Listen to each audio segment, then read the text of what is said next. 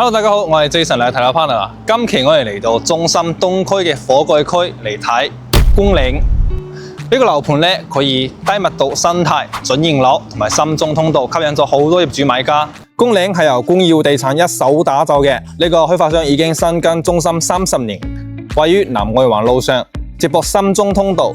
項目坐擁3200畝嘅綠荊地，面對面稀缺長江高爾夫球場景觀。樓盤觀景視野絕佳，50%以上嘅戶型都可以做到270度嘅無遮擋觀景。咁我哋就嚟睇下呢個樓盤究竟點呢？咁我哋而家就出發收樓部。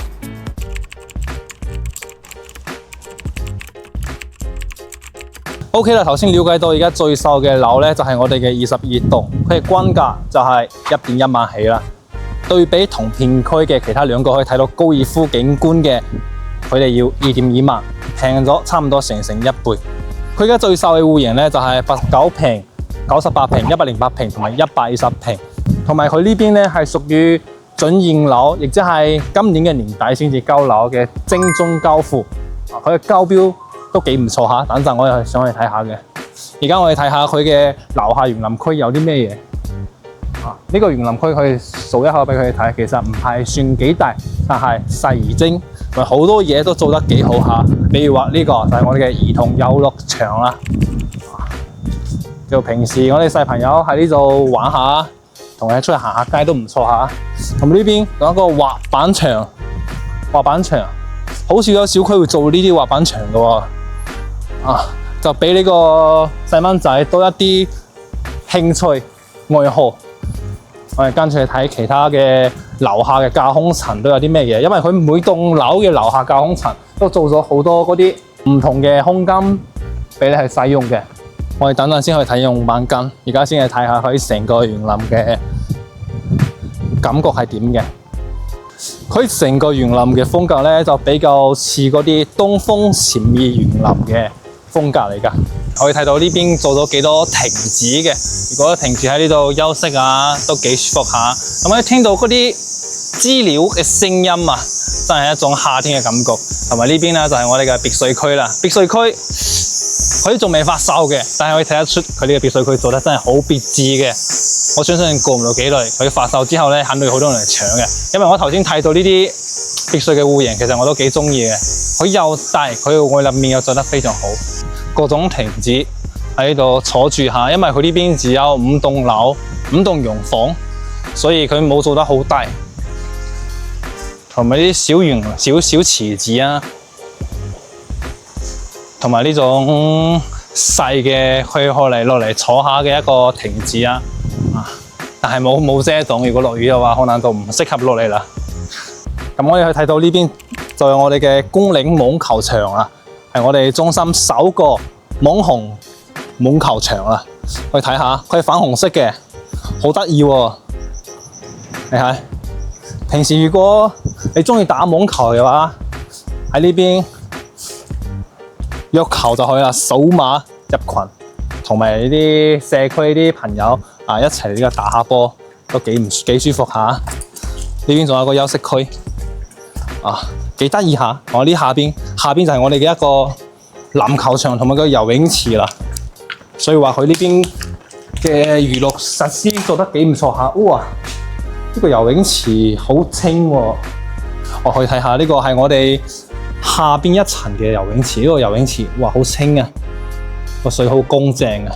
同埋我哋嘅籃球場喺嗰邊啦，比較細一啲嘅，就係屬於我哋小朋友玩嘅一個全齡級籃球場。就好少睇到出邊有邊個小區做得有咁精緻冇話幾好，但係好精緻嘅娛樂設施配套啊！籃球場、網球場同埋游泳池，睇得出佢哋係做得非常之用心嘅。咁呢邊咧就係我哋別墅區啦。別墅區嘅話仲未發售嘅，但係大計睇一下啦。睇佢個戶型，哇！呢個別墅佢睇到真係好大過呢個園林，呢個後花園先啱。同埋個層高，一層嘅層高都已經幾高啦。佢2層嗰啲外立面已經做好啦，同埋3層，同埋一個頂層。總之我哋而家只可以睇到佢嘅外表，睇唔到佢入邊點樣嘅。但係我哋單止睇呢個出邊，我覺得就係非常之唔錯啦。可能要等到一段時間先至可以開始發售嘅。同埋入邊就係佢嘅別墅區，我哋就唔深入入去啦。等佢下次開始發售佢嘅別墅區嘅時候，我先至帶大家去參觀佢嘅別墅區。記住呢邊係公嶺。OK， 咁我哋準備睇下其他樓層下邊嘅架空層都做咗咩嘢。睇下我哋嘅園林區，哇！出邊頭先好細，但係呢邊好陰喎。哇，好舒服嚇！呢個架空層都有做好佢嘅一個空間。呢個就係屬於一個平時嘅康樂設施、健身區。呢邊屬於健身區，睇到各種設施都有嘅。同埋有個瑜伽室喎，我睇到呢個瑜伽室都係免費使用嘅喎。哇，可以入嚟嘅。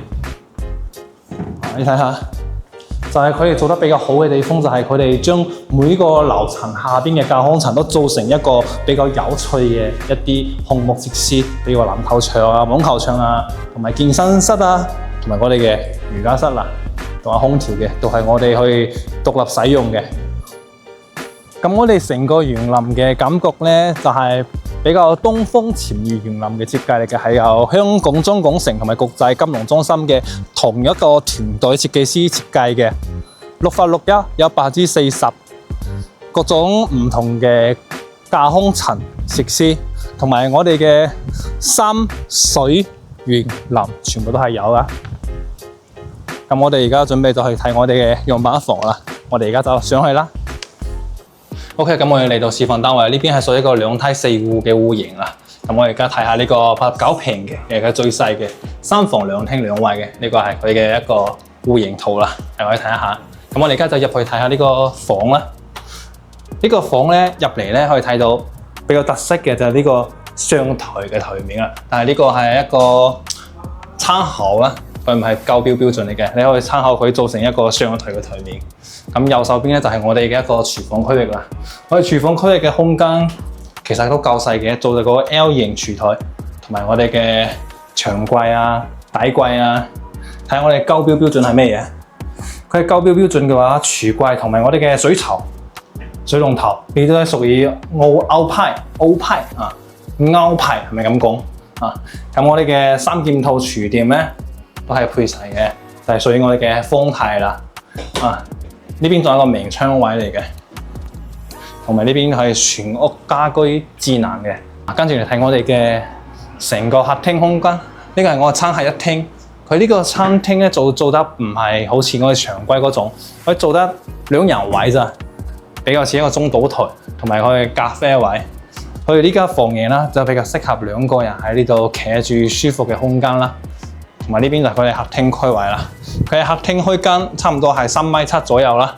呢個係佢嘅一個參考方案話，佢做成一個比較和風嘅日本和風嘅風格啦。可以參考佢嘅，你都可以自己做自己想做嘅嘢咧。睇下佢邊嘅校標標準係點樣嘅。成裝嘅房同門都係歐派嘅，同埋佢嘅乳膠漆係屬於多樂士嘅，同埋佢呢個窗啊係屬於 YKK 嘅。我哋可以聽到呢個係我嘅陽台啦，我哋可以聽到而家係咪有呢啲嘈？但係如果我哋關上呢個 YKK 嘅隔音玻璃之後咧，哇，一啲聲都冇啦。所以佢啲校標標準其實都係做得好唔錯嘅，比較負責任嘅。呢個就係佢嘅陽台區域啦。呢邊就係東南向嘅。頭先我哋睇到呢個風，呢個係屬於一個東南向嘅陽台景觀啦。佢就光線會比較好一啲。我哋可以睇到樓下就係我哋嘅南外環路啦。同埋我哋睇到嘅出邊就係其他嘅樓盤，哇，好多樓盤嘅一啲別墅區啊，同埋啲高層啊，同埋我啲深藍景啊，景觀真係幾唔錯下。呢邊係東南向嘅。跟住我哋去睇我哋嘅休息區啦。休息區同樣都係做咗一個下台嘅。先睇我哋一個衛浴間啦。我哋衛浴間睇到呢邊就係做咗一個3分離式嘅。我哋嘅洗手盤啦，我哋風便區同埋我哋衛浴區，睇下佢校標標準係點樣嘅。佢哋校標標準嘅話，佢哋洗龍頭啊，同埋佢哋花灑地漏啊，都係屬於泰國嘅 Koto 嚟嘅。佢哋洗頹褲啊，同埋佢嘅鏡面啊呢啲都係屬於我哋嘅中國嘅歐派嘅。跟住嚟到我哋一個細一啲房啦。呢間房咧同樣嘅，唔係校標標準嚟嘅，但係佢參考佢哋嘅。佢冇做牆，佢做咗個類似榻榻米嘅一個唔規則型嘅一個休息區啦。因為你2個人住嘅話，住喺主人房就好啦。呢個可能作為休息區或者接待室比較多一啲啦。同埋呢邊都有個窗位嘅，呢個窗咧都係睇到我哋出邊嘅南外環路啦。同埋佢整體嘅呢個台面風格都係偏日式多啲嘅。不過呢啲就係睇你點樣去做啦。最尾嚟到我哋嘅主人房啦，呢個主人房空間好闊落，係咪？但係其實咧，佢呢邊係做咗一個隔斷，俾佢打通咗啦。其實呢個係屬於2房嚟嘅，佢2房做成1房嘅大空間主人房。呢個1.5米嘅牆，2米長都可以擺得低，身邊落牆位擺得低。同埋睇我哋呢邊被打通嘅呢個房間，被打通嘅呢個房間咧，就做成一個衣櫃區同埋我哋嘅休息區。仲有一個重點未講，就係佢哋呢邊嘅交標，仲有一個就係呢個空調啦。全屋空調係屬於日本一個日利嘅同埋森林嘅，就係我哋2房打通成第1房去做成我哋嘅衣櫃區、休息區同埋我哋嘅化妝區。咁我哋主人房嘅空間就係咁大，可以睇到啦。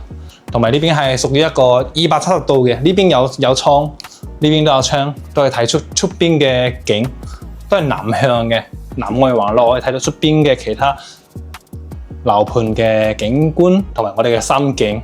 最尾就係我哋一個衛浴間啦，我哋主衛區啦，可以睇到我哋主衛區其實講實話有啲細，呢一個橫向嘅有啲細，但係佢嘅交標標準做得係幾唔錯下。OK， 咁睇完89平，跟住睇98平嘅。先睇呢個戶型圖啊，佢係屬於一個3房2廳2衛嘅。入邊咧，可以睇到一個入戶花園啦，同埋呢邊有一個窗位啦。呢個窗嘅話，可以睇到我哋一個中庸高速啊。跟住我哋睇下呢邊呢個縱深10米嘅一個大客廳同埋餐廳位啦，呢係屬於一個餐客一廳嚟嘅。可以睇到呢邊都係佢嘅交標標準嚟嘅。咁跟住我哋睇佢嘅廚房區域，佢嘅廚房區域呢個塔門係有嘅，同埋佢嘅三件套係豐泰三件套，交標標準，牆軌、地軌都俾你安排好嘅，同埋個水槽係歐派嚟嘅。呢邊都係個明窗位，同樣可以睇到我哋嘅中庸高出中庸高出。呢個98平咧，比頭先個89平，哇，區間大咗唔少喎。同埋呢邊嘅陽台區域就一樣係東南向嘅，睇出邊嘅5季3嘅連綿風景啊，同埋我哋啲樓景，同埋我哋下邊呢個南外環路別墅景，通風性比較好啊。雖然覺得有啲嘈，但係唔使驚嘅，因為入邊有個 YKK 嘅一個隔熱玻璃，呢個係贈送嘅交標標準嚟㗎。你睇一擺低入嚟，咩色噪音都冇啦。同埋呢邊都係我哋嘅全屋嘅冷氣，呢個都係交標嚟㗎。跟住嚟到我哋嘅休息區，休息區係我哋常規嘅衛浴間啦。頭睇我哋睇嗰啲交標標準啊，我哋呢啲水槽鏡面啊，同埋嗰個花灑啊，都係交標標準嚟嘅。同埋呢個同埋一個名漆嚟㗎。跟住睇我哋呢間比較細一啲嘅房，咩細一啲嘅房同樣係做埋書房啊，或者細嘅兒童房都係可以嘅。呢邊就係我哋同樣嘅，我哋嘅中庸高出。我發現幾個窗都係對住嗰邊嘅，同埋我哋空調係日利或者森林空調嚟嘅，交標標準嚟嘅。我對門呢邊呢個位咧，就係我哋另一間房啦，做埋我哋嘅長輩房都好啊。東南向嘅。工程好好嘅，出邊嘅三景樓景，同埋我哋嘅地板啦，我哋嘅牆面呢啲都係整好俾大家嘅，同埋我哋嘅門跟住嚟到我哋主人房啦，係一個套間嚟嘅。先睇我哋嘅主衛區啦，呢個主衛區就比頭先嗰個89平嘅大咗好多啦。呢個係正風迎向嘅，頭先嗰個橫向嘅真係有啲細嘅，但係呢個可以睇到佢嘅空間係差唔多嘅，做到 L 型小正方形嘅公室分離同埋我哋主人房空間東南向三景樓景路景，身邊落牆位，同埋我哋一個梳妝台位，同埋呢邊係我哋一個到頂嘅衣櫃，都係啱啱好嘅。仲睇到呢啲全屋冷氣都係交標嚟嘅。就而家你睇到嘅嘢，全部都係交標俾你嘅呢間98平嘅房。OK， 咁跟住係睇108平嘅3房2廳2衛嘅雙陽台房啊，睇呢個戶型圖。OK， 跟住我哋入嚟啦，可以睇到呢邊呢個戶型咧係屬於一個南北對流嘅，同樣嘅呢個門啊、電子鎖啊係交標嘅。我哋先睇呢個廚房區域啦，我左手邊呢個廚房區域同樣係一個 L 型廚台，同埋我哋嘅風台、三件套、長櫃、底櫃全部都係交標嘅。係咪個水槽 O 批嘅？最突出嘅一點咧，就係呢邊有個生活陽台啦。生活陽台呢邊平時晾衫啊，呢邊就係我哋嘅5季3嘅連綿風景，同埋我哋一個樓景啦。可以睇到，同埋我呢啲窗啦，都係屬於我哋一個 YKK 嘅一個標準咧，隔音隔熱嘅。跟住我哋嘅客廳、餐客一廳嘅，餐客一廳嘅位可以睇到，成個空間其實好闊落嚇，108平都已經闊落啦。同埋我係全屋冷氣嘅，同埋我哋嘅6.5平嘅觀景大陽台，呢個就係我哋買得貴嘅原因啦。因為你睇呢個景，哇，真係好舒服嚇！高爾夫景係我哋嘅長工高爾夫球場啦，可以睇到仲有人喺嗰度打高爾夫㗎。樓景、別墅景、河景、山景，所以呢度買到貴，肯定係因為呢個陽台真係一絕。呢邊就係我哋一個休息區嘅衛浴間，常規嘅公室分離啦。跟住睇我哋一個細一啲嘅房啦，呢間就可以做成一個兒童房啦，1.3米嘅床啊，身邊落床位，同埋書台，同埋我嘅衣櫃位，全屋冷氣都有。呢邊就係東南向嘅，東南向睇出邊嘅樓景嘅。跟住對門呢邊咧，就係我哋一個可以做成一個長輩房啦。長輩房1.5米嘅牆，身邊落床位，同埋我哋一個衣櫃嘅嗰種設計啊，喺度參考嗰種設計嚟做，位都好空，都好夠嘅。同埋長輩可能都比較中意喺呢度坐住睇住人哋喺呢度打高爾夫啦。呢邊就係我哋嘅西北向嘅一個房啦，就比較安靜一啲啲啦。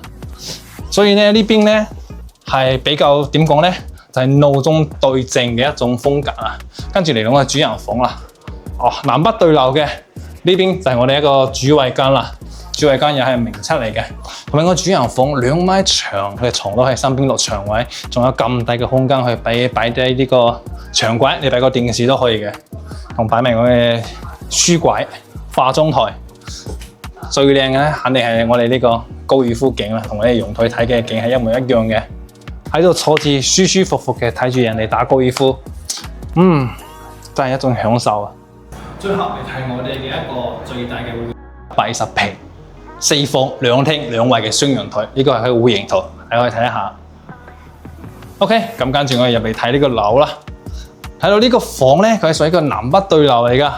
哇，空間同埋個陽光光線真係好好啊！呢個等陣先睇我哋嘅廚房區域啦。呢個套模啊，交標標準，同埋個 L 型廚台，同埋我哋108平係一樣嘅，同有一個生活陽台。生活陽台嘅朝向咧，都係一樣嘅，睇我哋一個中庸高速啦。三件套風台三件套，廚櫃 O 派廚櫃，全部都係交標標準嚟嘅，放心。咁跟住咧就係我哋嘅餐客一廳啊，呢個係佢嘅一個風格啦，唔係交標標準啊，你可以參考佢咁樣去做一個比較日式嘅一啲長櫃，同埋我哋嘅餐客廳，同埋都係全屋智能家居嚟嘅，同埋我哋一個客廳位，佢做咗一個和風式嘅，同埋我哋全屋冷氣都有嘅。東營最靚嘅、最絕嘅就係我哋一個陽台啦，同嗰108平一樣，但係呢個大咗一啲啲啊，可以睇到。哇！睇下呢個景，我哋嘅長工高爾夫，可以睇到出邊嘅別墅景、樓景、高爾夫景、深景、湖景，跟住睇我哋休息區啦。休息區先睇個衛浴間啦，衛浴間就係比較常規嘅，同頭先嗰幾個戶型係一樣嘅，同埋我哋一個細房、客房。呢個房都唔細喎，120平可以做嘅空間其實真係好大。呢邊就係我哋嘅西北向，睇我哋一個高爾夫嘅，都比較養眼一啲嚇，空間真係好闊落嚇。咁最有特色嘅呢個設計啊，呢個係佢嘅一個參考設計嚟嘅。去睇呢個，哇，和風式嘅，因為好似佢哋咁做咗榻榻米啊。咁當然呢個係參考佢嘅設計做呢種類型嘅嘢。平時喺呢度飲下嗰啲清酒啊，食下壽司啊，體驗一下嗰啲日式風格啊。當然呢個你想將自己做成一個其他嘅一個書房啊，或者遊戲房啊、瑜伽房都可以嘅。啊，同埋呢邊呢個位啊，都係多出嚟嘅空間俾你做成一個休息位啊，喺度坐住。哇！我驚我將佢坐冧咗添啊！呢個就係佢細一啲嘅一個房間啦，兒童房啦。啊，呢個南向嘅，東南向嘅，可以睇到出邊嘅光線都係非常之好嘅。呢邊擺張台喺度坐住寫作業啊，同埋曬陽光啦，都非常之好嘅成長。咁跟住最尾嚟到我嘅主人房啊！呢個主人房但係真係幾闊落下啊！除咗呢邊係一個衣櫃啊，衣櫃同埋鏡面櫃個空間，同埋我哋嘅主衛區。我哋主衛區呢個浴缸啊，去睇下。重點講一下呢個主衛區嘅浴缸啊，都係膠標嚟嘅。雖然話唔係非常之大，但至少有一個浴缸俾你啊！呢個係一個名詞嚟嘅，有窗嘅。呢個浴缸贈送呢個浴缸都係膠標標準嚟嘅，同埋我哋主人房嘅空間啦，1.5米、2米都可以，睇你點選擇啊！最靚當然係呢個位，同我哋嘅陽台一樣嘅，睇樣出邊嘅高爾夫長工高爾夫球場。咁如果你選擇呢個120平嘅話，就比較適合針對同你嘅父母同你個仔針對喺呢度企住，都會非常之合適嘅。OK 啦，咁我哋睇完所有嘅戶型啦，我哋可以睇到呢邊就係我哋頭先喺嗰個樓上睇嘅嗰個南外環路啦。睇下我哋嘅公嶺嘅外立面，可以睇到佢嘅樓間距同埋佢嘅密度係做得非常之唔錯嘅。然後我而家肚餓，準備去食飯。頭先我問咗嗰個售樓部嘅人員，佢同我講要行嗰個橋，可以睇到嗰個橋去到我哋嘅淘金街。我哋試下而家行過去要幾耐呢？因為佢話嗰邊嘅嘢比較多好食嘅。Later， 好近嘅係咪？而家開始慢慢睇到啲店鋪啦喎。呢度仲有個美宜家，差唔多用咗8分鐘左右，都唔到10分鐘嘅。哇！呢個美宜家好大個喎。你睇，唔似一個便利店，反而似一個超市多一啲。好多商鋪而家呢邊就可以睇到啦。10分鐘嘅路程，從我哋公嶺嚟到呢度，仲可以睇前面一整條街，全部都係開住嘅店鋪。望之園、麵線、食餃子、食長沙風味嘅，同埋西北菜，全部都有啊！咁如果我哋企喺公嶺嘅話，呢邊肯定係我哋最近嘅商謙嘅選擇啦。食嘢、買嘢、行街都好方便下。呢邊仲有個豬雜湯飯，10幾20蚊就可以食一餐飯啦。牛肉粥、燉飯、食湯嘅、飲湯嘅，麵包店、文具店。呢條街咧就係我哋嘅淘金街啦，就係呢個片區比較多商鋪嘅一條街。呢邊係屬於東區嘅富人區嚟嘅，所以睇起嚟唔係話好似嗰啲大路咁嘈，但係佢又滿足我哋嘅基本需求。咁我哋睇到呢邊就更加多嘢食啦。哦，呢條路行落去，全部都係開住嘅店鋪啊，比如有我哋嘅小籠包啊、早餐包啊、華女士啊等等各種選擇。喺呢度坐下都幾舒服下。哦，呢邊度可以買餸喎。